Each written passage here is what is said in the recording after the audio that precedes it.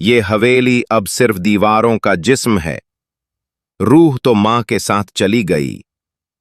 फराज मां के इंतकाल के बाद पहली बार हवेली आया था। हर कोना, हर मकान उसकी यादों से भरा हुआ था। लेकिन सबसे अलग एक अलमारी के अंदर पड़ी थी मां की वो पुरानी परफ्यूम की बोतल। सुनहरी, पुरानी, बिल्कुल वैसी ही जैसे मां लगाया करती थी। फराज ने बोतल उठाई और एक गहरी सांस ली। मां की खुशबू अब भी जिंदा है। बस जैसे ही उसने परफ्यूम लगाई, एक ठंडी हवा चल पड़ी। पुराने दरवाजे की 4-5 कंडियां खुल गईं और दरवाजा खुद ब खुद खुल गया। फराज बिल्कुल सुन्न हो गया। हवा में वही मां की खुशबू थी, लेकिन उसमें कुछ और भी था। जादू का एक हल्का सा झटका। पर्दे उड़ रहे थे और परफ्यूम से एक सुनहरी सी रोशनी निकल रही थी, जैसे कोई कहानी अभी शुरू होने वाली हो। आंटी शगफ्ता का अगवा। अचानक पीछे से आवाज आई, फराज बेटा। ये खुशबू मुझे बुला रही थी।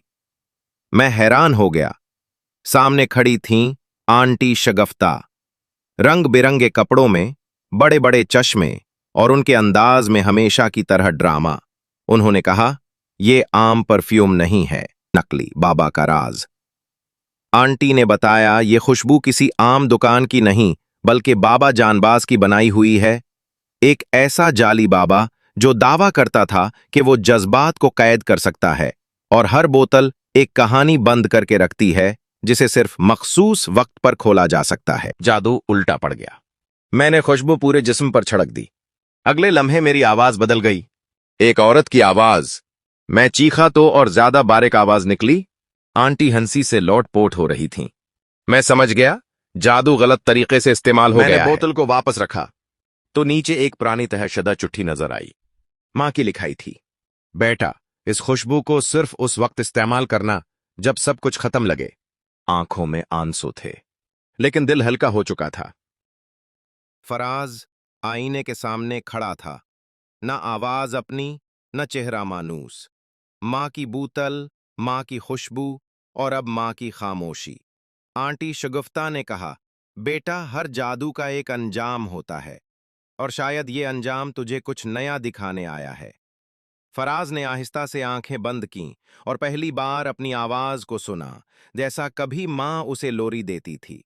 अब जादू कम नहीं हो रहा था, बल्कि उसका असल मतलब जाहिर हो रहा था। सुबह के वक्त हवेली की फजा में सुकून था।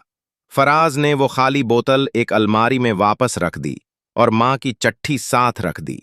उसने दरवाजे की तरफ कदम बढ़ाए, लेकिन पलटकर आखिरी बार पूरे कमरे को देखा। मां, शुक्रिया।